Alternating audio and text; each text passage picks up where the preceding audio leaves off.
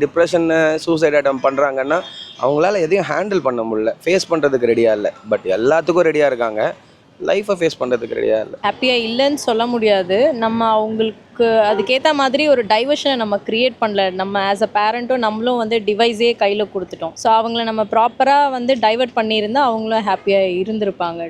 அவங்க ஜென்ரேஷனுக்கு அவங்க வெரைட்டியாக தான் இருக்கான். அது மட்டும் இல்லை, இப்போ அக்செப்ட் பண்ணுறதுனா அவங்க கூட நல்லா தான் இருக்கான் ஓரளவுக்கு. கொஞ்சம் எக்ஸ்ட்ரீமும் இருக்கா ஆனால் ஓகே.